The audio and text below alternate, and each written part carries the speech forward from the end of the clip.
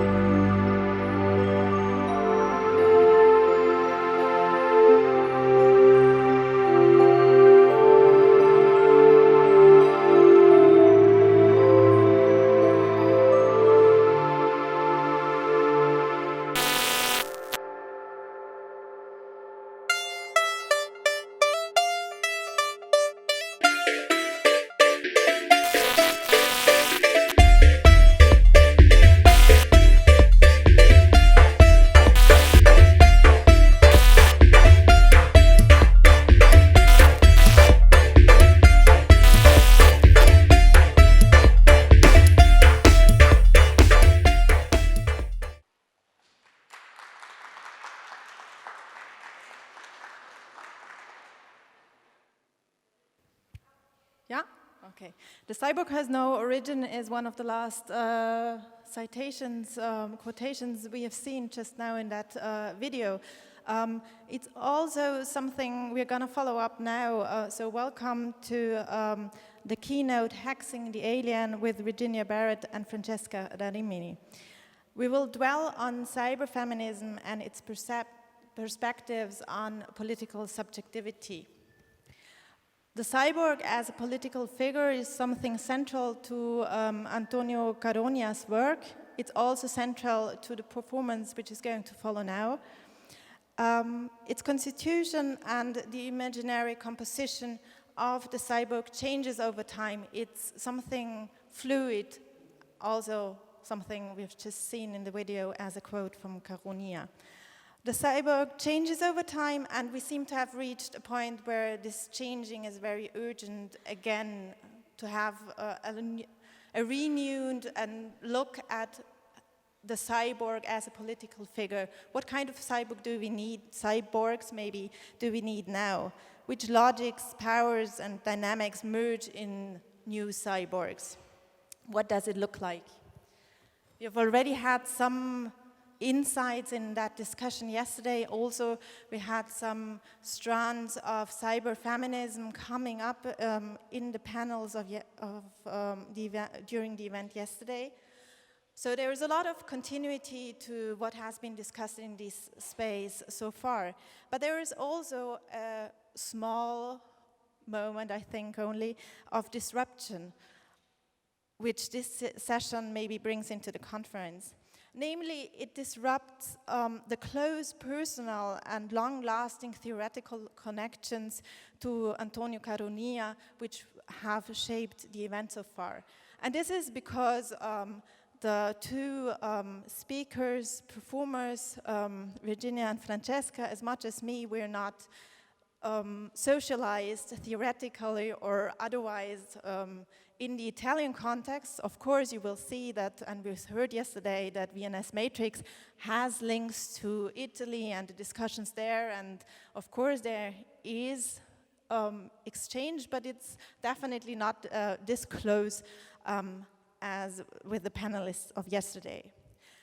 Still, I would say, to take up another word or concept we've heard of yesterday, ubiquity, there is maybe some kind of ubiquitous thinking, or at least multi-sided thinking, that certain ideas and certain ways, lines of thinking and questioning, they don't come up only in one place. Also, thinking has no origin, or at least many origins. So you will certainly find several lines of thought, lines of questioning, which link the performance now with Antonio Caronia's work, even if these links may not be as explicit as they have been in the video before, for example. So let me introduce you to the two artists, academics, performers, feminist thinkers and activists, who you're gonna see in a couple of minutes. Virginia Barratt and Francesca Da Rimini are both located in Australia, but their ties and their work also links a lot to Europe. They have only been touring Europe, or they have had performances in Denmark and London in the last couple of days with their project Song for Skinwalking the Drone. And they have long been working together in the collective VNS Matrix together with others. Some of them are also here in the 90s. So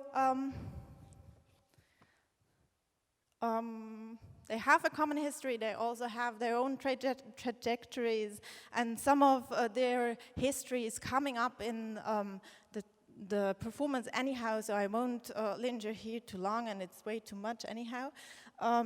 Virginia is, besides her artist practice, is also a PhD candidate at the University of Western Sydney, where her research topic is panic, engaging tensions between ontological meltdown, psychic deterritorialization, and ontological security. Panic is remediated from its pathological narrative and reimagined as a space of urgency and agency. Her work is methodologically, or she works with experimental poetics, abjections, and performances, a lot of which you will gonna see right now. Francesca Da Rimini, artist, cyberfeminist, and also academic, works a lot with others, and in these collaborations, she creates rhizomatic spaces of radical poetics. From the VNS Matrix, a cyberfeminist manifesto for the 21st century, to avatars or several avatars, some of which you will meet also in the performance. These collective works are spells to hack gender, hex capital, and make wealth history. She has co-authored Disorder and the Disinformation Society, The Social Dynamics of Information, Networks and Software, which only appeared this year. So, Hexing the Alien. The talk or performance will be around 30 minutes, 30 dense minutes. The presentation is a spell, a speculative, hexecutable, and Virginia and Francesca invite you to close your eyes maybe and follow whatever lines of flight materialize. The spell works best on the subliminal and affective channels. The text will be available either online during the next weeks, or you can have it upon requests. So now the stage is yours.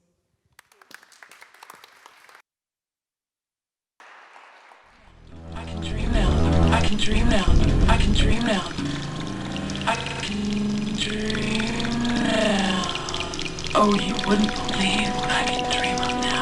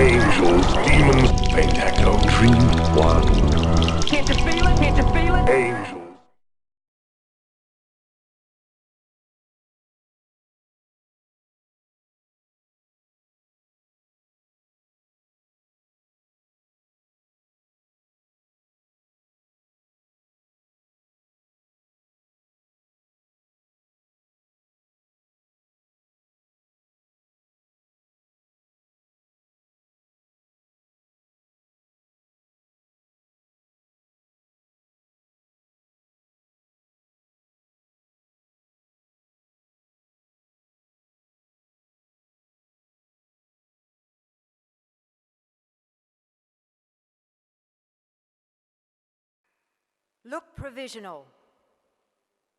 You don't see an emergent entity, eliding retinal capture, slipping between materialities, a permanently partial identity with contradictory affinities and promiscuous alliances. Look Kronborg, you see a mud witch with feet of ash. The alien ecto-offspring traffic in dark heretical wonderment and travel light and fast across the mesosphere, bringing gifts of speculative wonder and packets of contagion. Alchemists, skinwalkers and hedge riders inscribe and dance the ways. The coterie, abstracted by rational and peculiar speculations, draw lines around a spectacular cryptocrystalline form. fling 5 bitcoins to trigger the hexing of capital.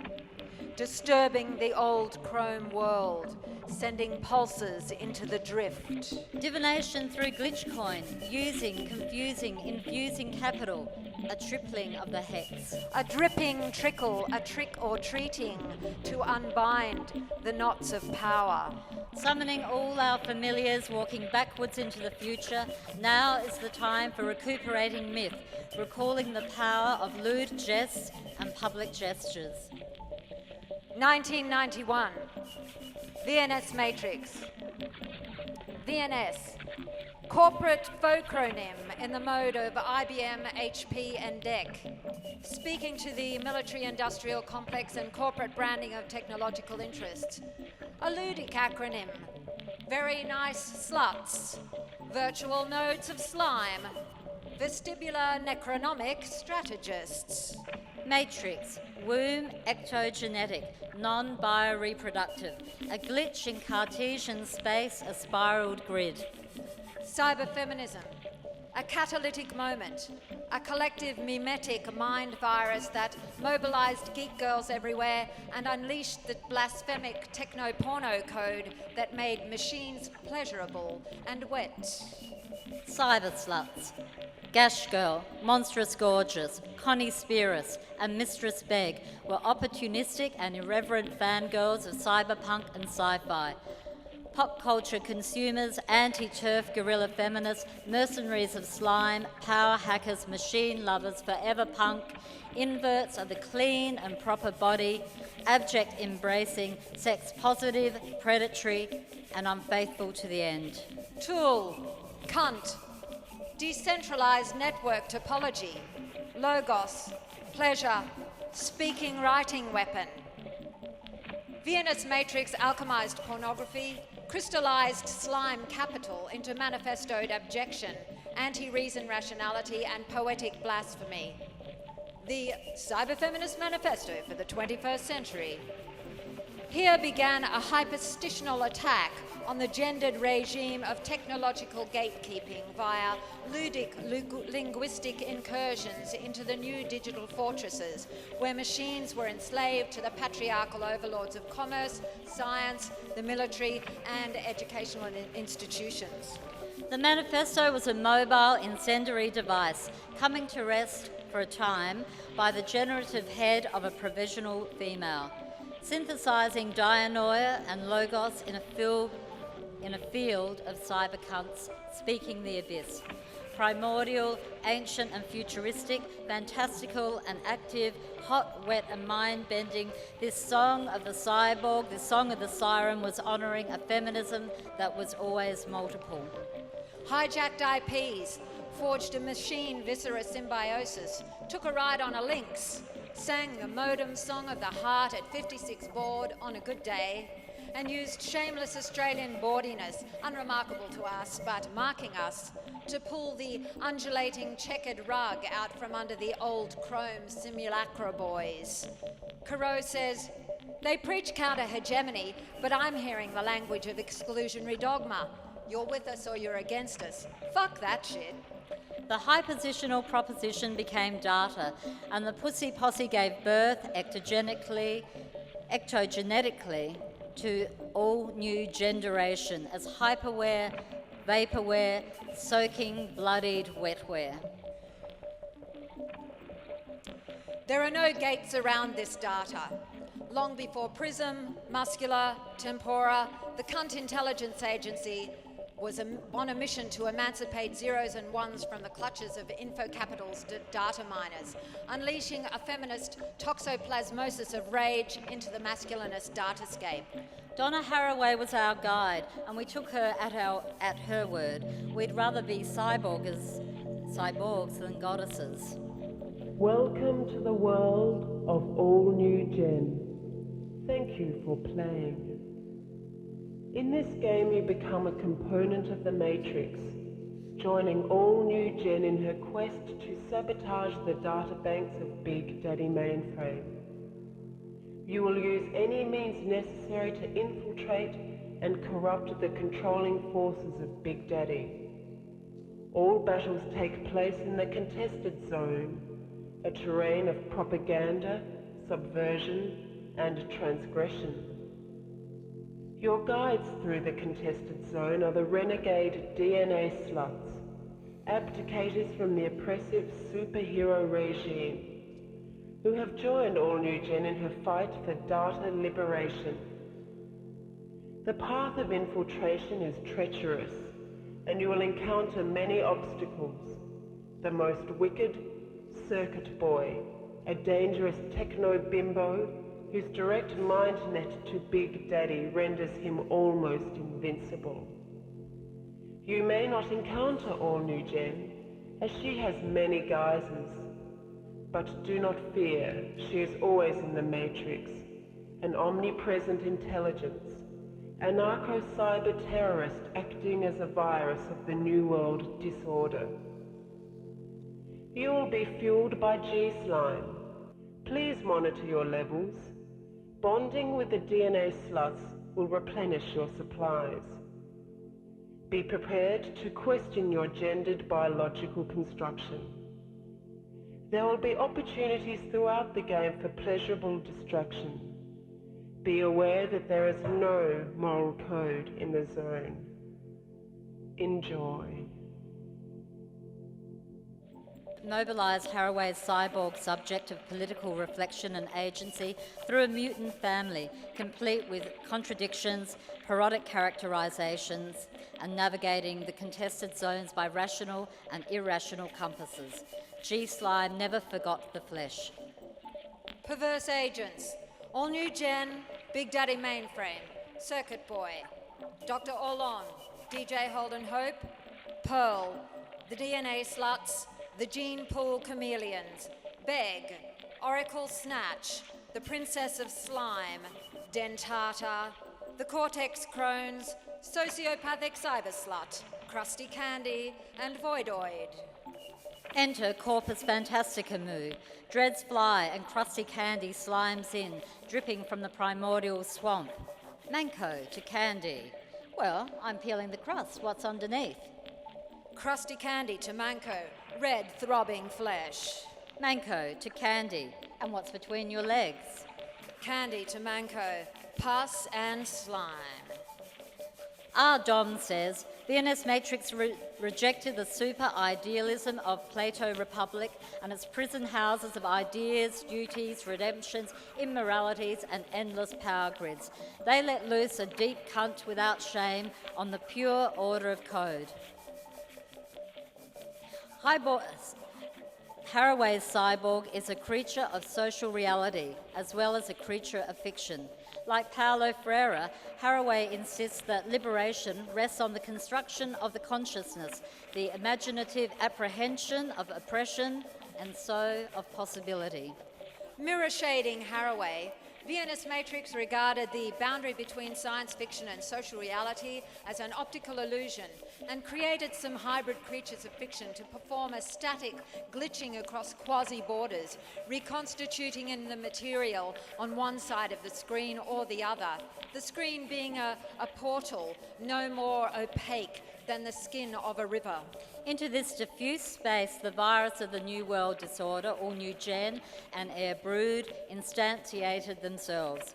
We, the human carriers, bared our throats to the fangs of Medusa, and, intoxicated by her visionary poison, we became incubators of words, hatchery of entities, ectogenetic mothers of monsters, contested agender creatures that defied representation. Coronius states that technology is the child of human activity and as such is not the cause but the obvious symptom, intermediary element and symbol of the transformation that enfolds us. Each wave of technological development creates its own cyborgs and monsters. The work of our monsters was to illuminate the social and political contestations around power, provoking engagements that were both discursive and playful, triggering a reflexivity that amplified impossibility and possibility simultaneously. This was dirty work, re-engineering the mass code of militarism and patri-capitalism through shuddering, spasming, somatic, networked, affective immaterialities. Our viral containers insinuated and penetrated the fathers, queering the machine in a ram raid, disturbing inertia, becoming lively. Such an act of radical performativity, mobilised by a bunch of white girls from down under, living on stolen land, the terra nullius, the land of no one that the colonial fathers had plundered from the sovereign peoples in 1788, was a discomforting move to liberal cyberfeminism, which was critical of radical cyberfeminism for being privileged, essentialist, binary, reductive, and not sufficiently intersectional. Fair enough. Under the scrutiny of this liberal cyberfeminism, the insufficiency of our radical perversities, the insufficiencies of our joyful ejaculations were amplified, becoming yawning generative vacuities which other murmurating feminisms sutured and rerouted. In the mode of Balbo, we had positioned ourselves as lewd jesters, raising our skirts in a tactical, effective gesture, or tag.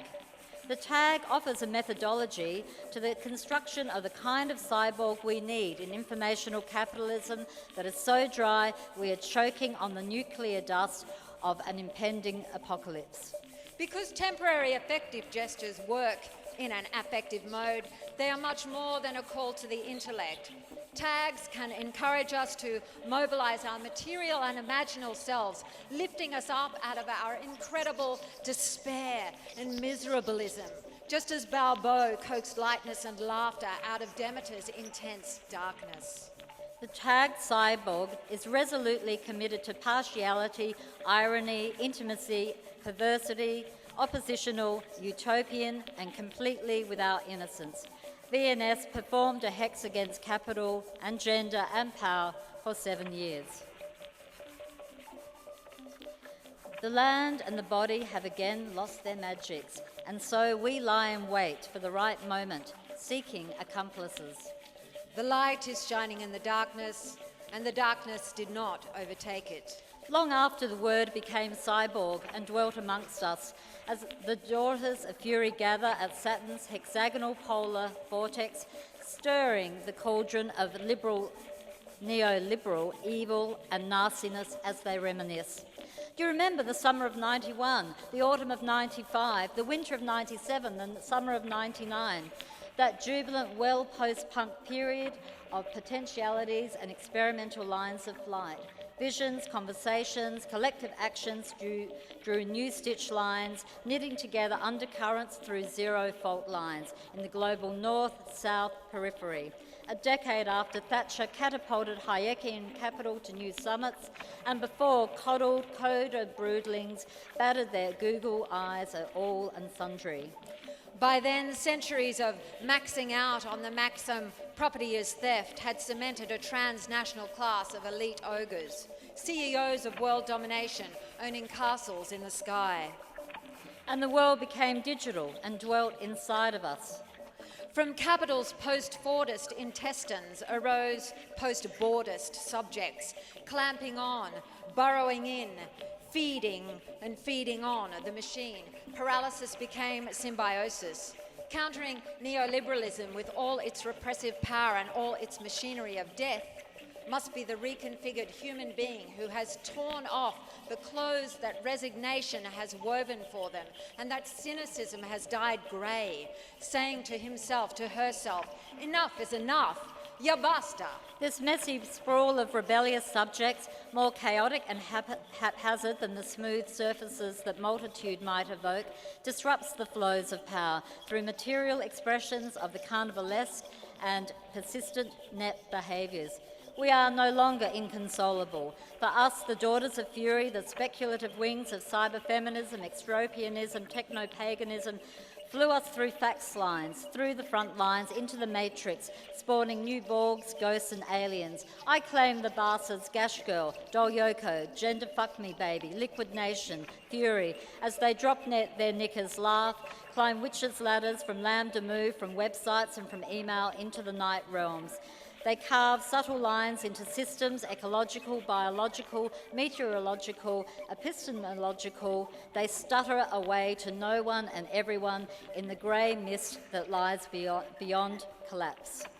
I claim the ectogenetic spawn, subject X, monstrous gorgeous, toxic honey, abject anhedony, anime precious, syntactical chaos, subject object, propelling relational anarchy as they mine the space between touching texts for immaterial intimacies, becoming borderland, anomalous centrifugal spectral bodies dressed in text, overwhelmed, flooding, leaking data in an erotic lubrication.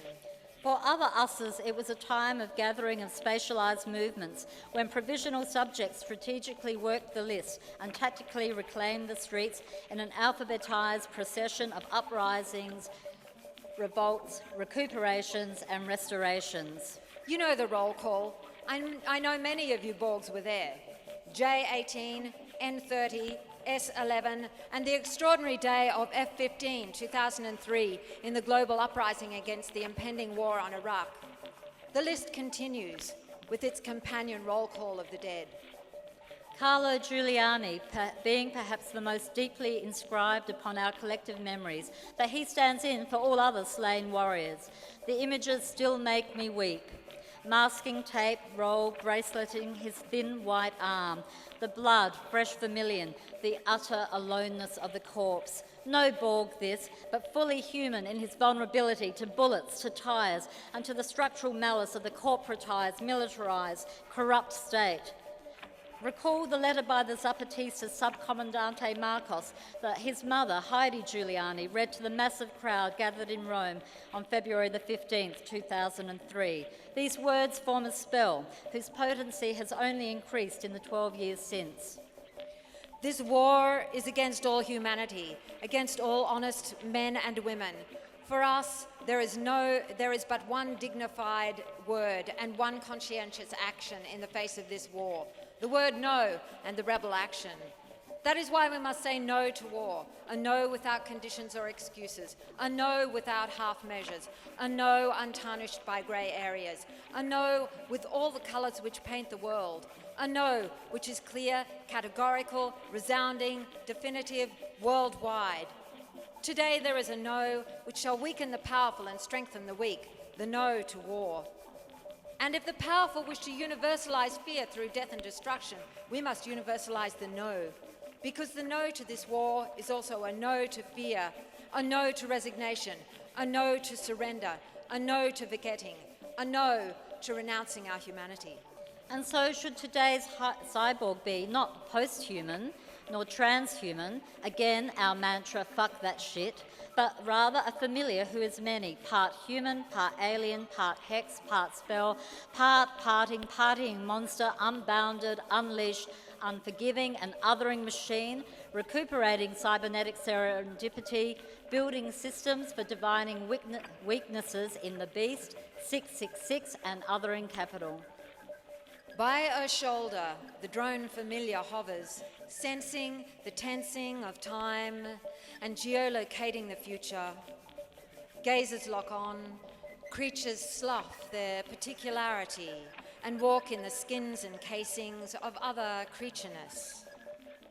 This informatic assemblage transmitting and receiving in a perpetual feedback loop, call and response from the subterra and terranets to the mesosphere and beyond, time ripples. Catch a telepath on the air, blink your angel eyes, and fell a monster truck in service of the masters. Now, a new cyborg, named Hexecutable, joins the Kronborgs as they gaze backwards into the future. Look, Hexecutable. A spell, a software program, a generator of possibilities and probabilities, a differencing engine. It twitches as the Furies howl in unison. Our blades are sharpened on the whetstones of slavery. Our blades are crafted from fossilized tears. Our arrow tips forged from the tiny, tiny bones of butchered babies. We will shed and shred you skinless, till you can skin walk no more. The daughters turned to Hexecutable, their blue tongues dripping with rage and remorse. We were the future class, the risers, the cyberati, and us who exuded privilege, who did not count itself amongst the ignored, the forgotten, the dispossessed, the despised, and us whose actions and carelessness maintained hierarchies, trampling the invisibles in what the army of ghosts call the Fourth World War. As some bodies, organs without, bow, bow, bow, were becoming informational, the gluttons spotted new prizes to steal. They identified all that was imminent to capital's acceleration and virtualization, and either expropriated or subsumed all wild remnants. Nano-aliens trade on cellular information, feed on moss bodies harvesting wild yeast from rarefied hinterland air with local inflections. Tree changers flee the city, recede, grow dank warm skins of green velvet, nodal, make a matted earth body, drink the mother, the Kool-Aid of awakened consciousness, see the mycelial networks of impossible retreat. Rapture never comes. Deranged hippie nodes make a lovely compost for co-option. While you are sleeping, the uplink activates. The market streams through your dreams. Your flickering REM eyes flood the dark pools with encrypted instructions and rumorware. The mushrooms glow at night and send. The traffic is dense in the pulse. The body is a diffuse cipher space. Insert spaciously like a velvet matrix. Tenderly, information. As capital intensified its plunder of bio-labour and bioinformatics, the capital-augmented body digests its master's tools, hijacks the opaque circuitry of exchange, burning fascial walls, doubling down, skimming intel scum, leaping faith to connect across and via the privateered platforms. The familiar drone tenderly desires the contagion. And thus it came to pass that the ogres and their minions hunted out blooms of creativity and anarchic ludic impulses, not to kill, but to capture or denature them, feasting on babies. Capital made a slick, if fickle lover, charming and bribing as it colonised, dot-comming through the millennial changeover, its sterile ordering regimes applying threats and force when simple seduction failed. The ogres crash through externalities, soaking their coarse skins with neoliberal regulatory salves and breathing the fresh air of public bailouts.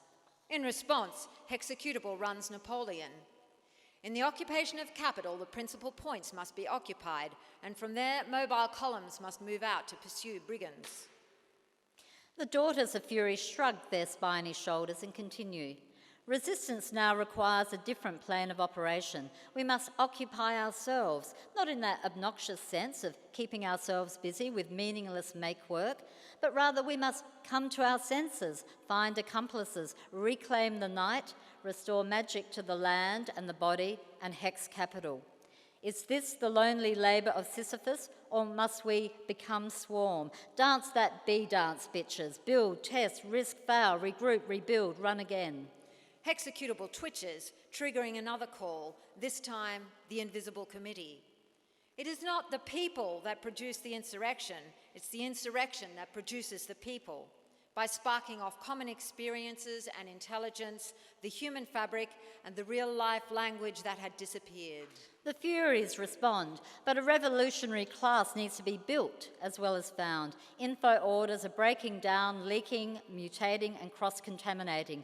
Direct experimentation, not representation, is required. We need more routes, less aerials. Machines must be deserted, de-instrumentalised, defaced. Skin walking through melting permafrost and fracked wastelands, not to utopia, but to ectopia. The invitation is clear. Bodies appearing on the manifest need more than this to write a love song for the future, or a dirge. Here is the blueprint for ingress. The warm machine awaits your intention. Do not despair. Despair. Come inside and make monsters in the boardroom. The great unwashed bring feathers and dreads into the towers of greed. They have feet for shoes and skin for suits. They fuck on the polished wood and snarl when they come. This one nicks the skin, makes a raw sight. It is an irritation. There is rushing to the site. There is rushing and then some repair beneath surfaces. But the irritant is already making nacre.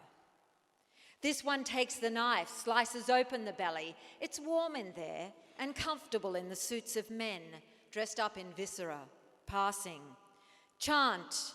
Chant for the plant, chant for the implant. The plant of reason, the reason of reason, the gold of gold. The land of land, the coal of coal. The bodies in the wounded place, the gash of the gash, the machine of the machine. In time, dead deterritorialization spaciously becomes capital. Why does the abyss work? In time, diffuse desolation spaciously becomes alien, becomes tenderly like a xenocryptocrystal zine. The Furies chant and growl as they tend the cauldron. Your hearts are in our mouths. Your livers are under our feet. Your intestines are garlanded through our hair. Your kidneys we throw to the dogs.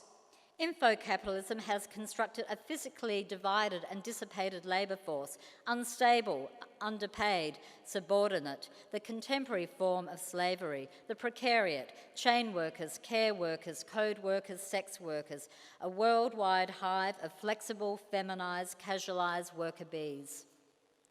Two things about bees. They divide and rise up in swarms, and they are excellent dancers.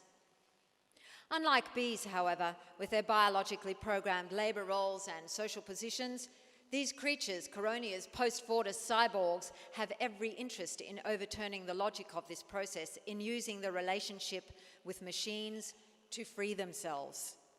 We can see industrialisation cyborg imaginary in the 1939 Chicago World Fair hit The Robot Electro, accompanied by his dog Sparko. The pair could perform simple tasks. Electro walked, smoked, and obeyed basic voice commands. Sparko barked and begged. In short, they made the perfect, obedient Fordist couple. In 1960, Electro shape-shifted briefly into Thinko and starred in the Hollywood comedy Sex Kittens Go to College. This morph, as temporary as a henna tattoo on a hen's night, prefigured the post-Fordian cyborg chained to the edu-factory, upskilled, dumbed down, ever fuckable, and perpetually in debt. Sparko remains at large. Perhaps she made it to Ectopia. Back to the future. We apprehend the Prime Borg, all new gen, a blasphemous trinity of contagion designed to infiltrate maximally the interstitial spaces of Big Daddy's mainframe. Gen shapeshifted between three morphologies: computer virus, biological virus, and an intelligent mist. What three morphologies would best suit a cyborg designed for the opportunistic exploitation of a capitalism today? 1. The anomalous wave that characterises the past few years of uprisings by students globally against the corporatised, managerialised, sterilised thing that passes for education, aka the edu-factory, brings us our first morph, the vibration, producing Viborg. 2. The warm machine awaits your intention. The mimetic affective zone of the environmental blockade, spiralling and polyfocating outwards from multiple campfires that never ever go out. A hydra bearing dirty infectious teeth brings us our second Borg, cathectic, producing cathec Borg. 3. In the company of strangers, we design and cast confounding patterns of letters and numbers, coaxing magic from the besieged forests, mountains, deserts, reefs, to bring us our third Borg, Hexborg. The form and powers of Viborg, Cathecborg, and Hexborg we throw at you. All we can say to close this spell is that hexing capital must continue, as victory is only ever temporary.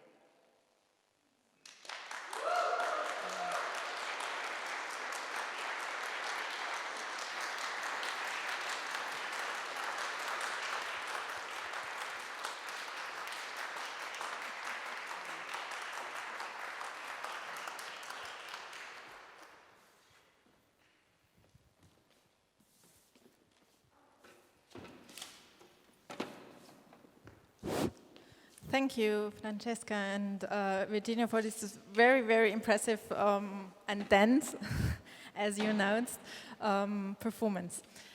We have now about half an hour for questions and answers. I would like to start off with a question linking the title of the talk, Hexing the Alien, to the end of your performance, where you said hexing capital has to continue. Is capital the alien, or isn't it rather something we're part of, or we're deeply enmeshed with, at least? I think, in the era of info-capitalism, we're all part of the alien. It is us and we're them. So change happens within the belly of the beast, but we can hex it from within. But there is no retreat to any land or any space that is not touched by info-capitalism.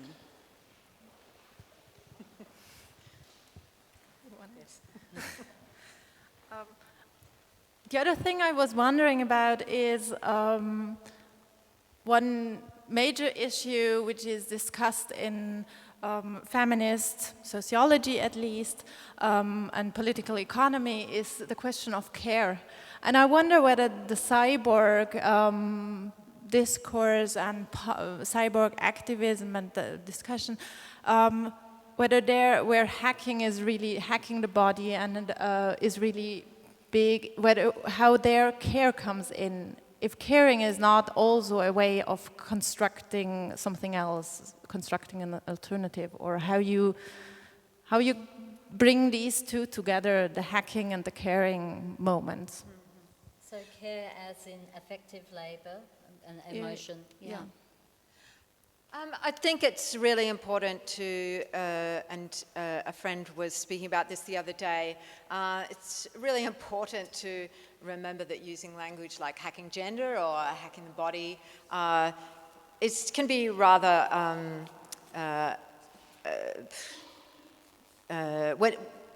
in the context of people who have real gender and disability issues, as a able-bodied person with a lot of privilege, that talking about hacking the body can just be rather a playful kind of trope. And so I think when we're starting to talk about those ideas of hacking or becoming cyborg, that we need to remember, our privilege in that respect. And also, I guess, we say a couple of times about restoring magic to the land and the bodies and seeking accomplices, but it's more than accomplices, because it's about rebuilding or finding relation in care. Yeah, definitely, it's about, and this is why it's the hex, I guess, is to work on some level that opens hearts, and besides just trying to figure this out intellectually. And of course, then care workers are part of the huge precariat worldwide, and really a face of outsourced and inbrought labour too. So there's that kind of care as well. And I know that Silvia Federici has written either a book or a chapter on effective labour and care, and I'd like to read that, but I haven't read that yet. So the floor is open to all of you. Questions, comments are welcome at any time from now on. Hexed. You're hexed.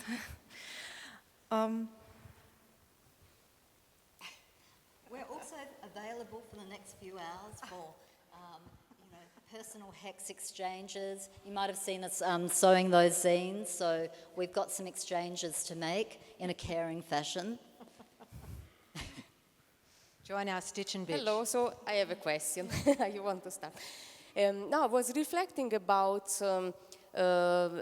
speaking especially on the discourse that you were doing in 1991 with the Cyber Manifesto, the Cyber Feminist Manifesto. What do you think of that imaginary is still alive today? And actually, do you think that your prediction brought to a situation in which if you want, gender dichotomy still didn't exist? Because I remember that one of the big discourse was really let's overcross this dichotomy through the idea of the cyborg and the idea of somehow going beyond the gender, dialectic. But do you think that now that we know that technology is not only a form of liberation, but also a form of deep control, and I think from the 90s to today we really discovered that, how is possible to abandon this dichotomy into something that is pretty utopistic by thinking that technology can solve the problem? Or do you think instead we should go back in reflecting again about this dichotomy because they are still there, they didn't disappear, and the power structure that we were trying to confront in the 90s are still somehow pretty alive, even if the situation is really different? I mean, I think that's why we focus a bit on the critique of the body, of us as a social factory, which is obviously that critique's coming from autonomous Marxism, that we have absorbed, if not the technology totally into our bodies, although it's really ubiquitous. It sticks to us in a way in which wasn't imagined when, it was being first conceptualized back in '88 or when that was. But we ourselves in our mind and, our virtuosity, our cognitive and linguistic capacities are they are being, I guess, mined by technology, and we are dependent on the technology. So maybe we would look more at addiction now. I'm not sure if we were starting right from ground zero, where we would start. But I think it would be to do with a different kind of domination that is more insidious, really. That is maybe, as Helena was saying, talking in a different context about drugs producing zombies that we have to some extent, or there is the new cyborg zombie figure. And certainly the gendered issues around access and so on, obviously still there, and in fact they're amplified. In Denmark, we were talking to a young woman in her 20s who's working in the gaming field, who's been receiving death threats, Gamergate, doxing, so on and so forth. I suppose because of the ubiquity and the ease in which we can inject maleficent, malevolent, kind of mimetic hatred through the system means that bullying and so on has been amplified to a level that is much, much worse than the flame wars of the 90s, when Mark Derry was, writing about flame wars, and when we were kind of getting involved in conflagrations on IRC and so on. So, I think those discussions are still really important.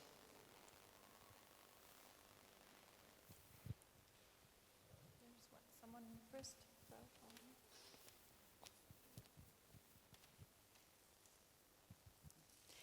No, very, very shortly. I'm just, I had a chance to give a look to the zine, and I can see that it's a lot about spells and the power of words. No? And also, you ended your performance naming it as a spell, as we have been in a spell for half an hour with you. So I would like you to talk a little bit about what do you mean with spell and the power of language in your experience, also on the Lambda Mu, on the IRC. So just this, language and spells. What do you think? Mm-hmm. We've probably got a few ways to answer that question. Mm-hmm. Shall I start? Sure. For me, because I lived very much through my avatars online, Gash Girl, and then the little ghost doll Yoko. And then as I've been, getting older, obviously, becoming ancient, I've had to find a new avatar myself. So I am becoming witch, and I'm embracing that. So then I'll just promote the spell as my modality. So that is a personal reason for the whole hex obsession. But I guess, even looking back at the Cyber Feminist Manifesto now, looking at, how we personally can, and there's another member of VNS Matrix, Julianne Pierce, here in the audience, but how we can look at those words, which really, did replicate incredibly and were translated into lots of different languages, and, people would tell us years later, oh yeah, we made a techno song to that, whatever. So that is, if that's not a spell, what is? That it is promoting, it's triggering someone to reflect, or a change in material or conceptual cognitive what happens in people's minds. And obviously I lived in those spaces as well, and explored a kind of affective immateriality within those writing spaces of multi-user domains.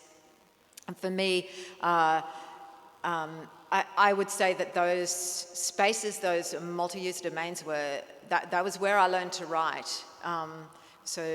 That's my primary mode of mobilizing ideas, and if you like, spells and enchantments and spell binding.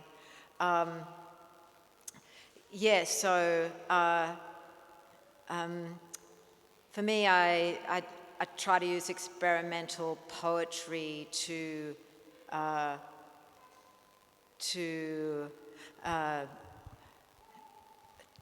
kind of trigger a hyperstition.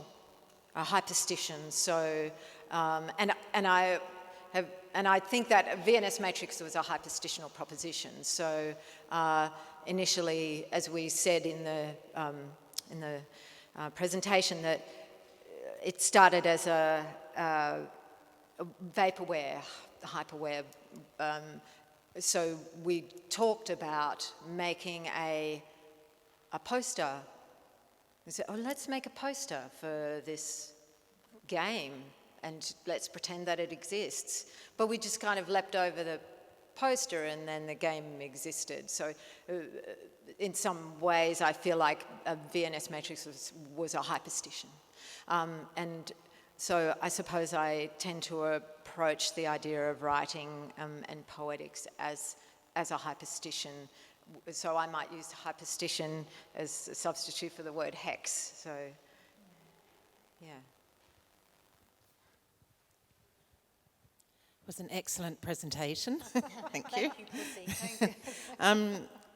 My question is about the cyborg, and Tatiana, yesterday asked us to think about, what is a cyborg, and I haven't read Coronia, his book, but, I think if we look at that video that started our session today, how we think of a cyborg is an artificial man, or a sort of combination of man and machine, or some fetishized fembot, and I think how we think of a cyborg is still in that sort of sci-fi imagination, whereas I guess Haraway started to think about this, or the cyborg, as a disruption in the military-industrial complex, and I was really interested in your sort of rethinking or revisioning of cyborgs, and I'm just wondering if you could talk a little bit more about how you imagine your three cyborgs, what they are and where they exist, and how are they different from that sort of, I guess, very stereotyped image that we have of a cyborg.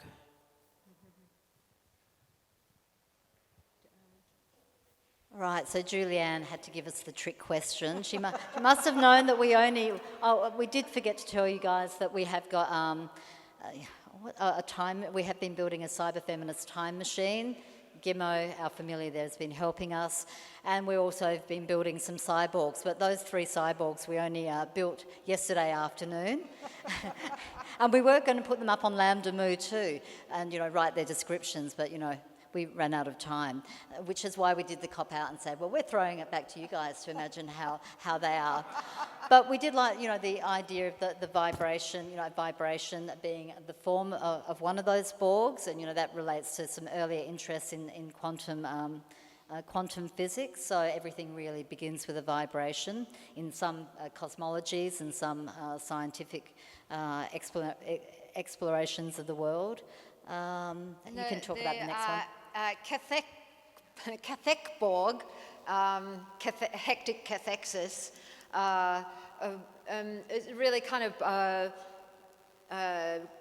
grounded in the material and is rising up out of some recent experiences around environmental blockading and looking at the blockade, a very successful blockade in Australia called Bentley blockade, which was I would think of it as a system of informatics or informatic system, but so the communication systems were via these sacred fires, which were never allowed to go out, and these were nodes in a kind of a broad, I wouldn't even call it community, but so there was the First Nations people and the hippies, and it was a very kind of broad-ranging blockade. But we also, in my kind of ideas about this blockade, we had technological familiars, we had underground networks, so there was a lot of kind of information coming in. There were double agents and robots going out. So for me, that was a cybernetic system, and that's a very hectic kind of constellation of kind of ideas and a galvanization around notionally a single kind of cause. But with kind of multiple nodes, like a multi-headed hydra attacking the system at many different points. So that's where the second cyborg idea arose from. And Hexborg, I guess, Gimo should actually not be here, should just be back in the lab, bloody well, building Hexborg. But I think, have an interest also in histories of persecutions and inquisitions. So I think if you think of millions of people over centuries who have been killed, that could be the starting matter for the mud out of which Hexborg would be built, and that it would be some kind of telepathic entity. What seems intriguing to me concerning these three figures is that much more than technology, other sources or other elements merge with the human or whatever that entity might be, but that it's not so much the technological and the body which are the two components, so to say. I mean, I think we've always resisted techno-fetishism as much as we could, despite being reliant on technology, but that we have, that's what we built in Denmark. We built an ectogenetic pod, or a designer did for us, which was a really beautiful space, and people came in and sewed scenes, but we also had in there the beginnings of the post-coal, post-peak oil internet, and so we smuggled in an emu egg to Denmark and wrapped it in gold wire, so that was one node of our post-coal comm system. So we're looking at, on an imaginal level, how you actually build new systems of communication, new technologies that aren't going to fuck up the world and that aren't going to fuck the workers, making them. And so we're going back to really elemental things. Obviously, it's imaginal, speculative work, but everything, as I think came up in some of the maybe even Curator quotes yesterday, or my reading of Curator, it starts on the level of the imagination. So yeah, Gimo's meant to be building that internet too. Yeah. Right, he's here. Hello, I have the microphone here. You have time for another question, perhaps? Good. I was thinking more about in your speech you talked about also the conflicts between different feminisms and cyborg feminism, for example. And something that I've also been thinking about is the relation between beings that inhabit disprivileged positions and their struggle to be regarded as human and contemporary cyborg feminism. And so I was more wondering your views on what are the conflicts there, what are the possibilities of working together, and is cyborg feminism dehumanizing or is it very much humanizing for these privileged positions? I feel like as much as there are feminisms, there's also cyborg feminisms, and so certainly some versions of cyborg, techno, xeno feminisms are able to embrace and address the insufficiencies you refer to more than others. I think obviously cyborg feminism can be dehumanizing. I think as we've referred to before, our goal here is not to talk about how we can merge more easily with smaller, more invisible and more deadly machines made of sunlight, but how we can look in a speculative way and in an imaginal way past post-peak oil and start looking at how we can make kind of reparations with nature and so on and so forth. Do you want to continue on? Again, about finding accomplices, not building scalability, but building a cross-webbing between, and joining struggles. And we've seen that happen for the past, at least 15 years in a movement that's been called variously global justice movement or anti-globalization or outer globalization. So I think, that's perfectly possible with the cyborg feminisms. So. And, I was very specific about that, I think, in the talk, saying, there was a critique that was levelled at us and that was fair enough, the insufficiencies around race and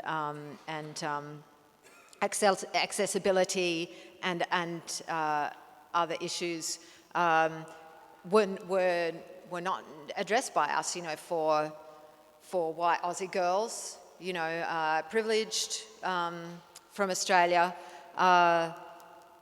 and certainly so it was kind of a hit and run, what we were doing, but obviously that was then and this is now, and we're not Fairness Matrix, and, our feminism may well be different or still kind of taking from there but moving ahead in a not nostalgic way.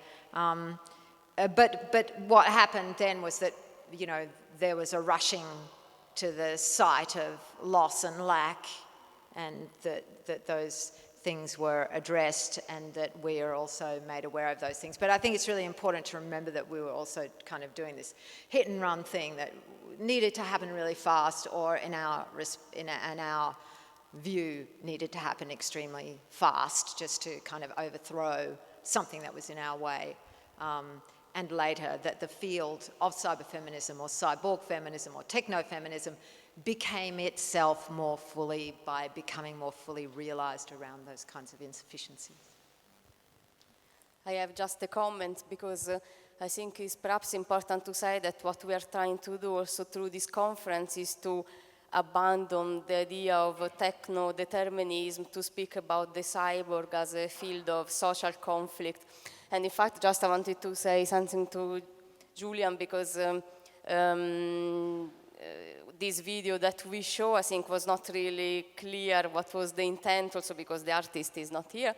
But the point was to show first actually the more stereotype image of the cyborg, and then show how this could be transformed into a field of conflict. That is why I choose these images of, Anonymous, the cypherpunk, and so on.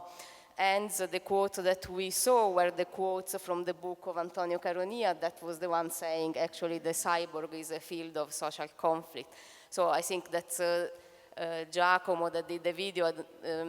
Now I'm speaking for him, maybe he should be here, but the idea is not really to fully believe in this stereotype of the cyborg, because then we are still trapped into, the gender dichotomy, also the techno-determinism, and the fact that you can only speak through, you know, this combination between man and machine, or human and machine, but perhaps the challenge is to try to imagine new form of politics that are a derivation of that. So that would be also the question, what is the cyborg today? You still want to add to this? No? Okay, then maybe we wrap up this session of spells and continue in about half an hour at 6 o'clock here with the transhumanist question, though you dismissed it completely. It's still on a panel. The panel From Cyborg to Bioborg, Transhumanist Visions Reviewed will start at 6. Hopefully you're all back.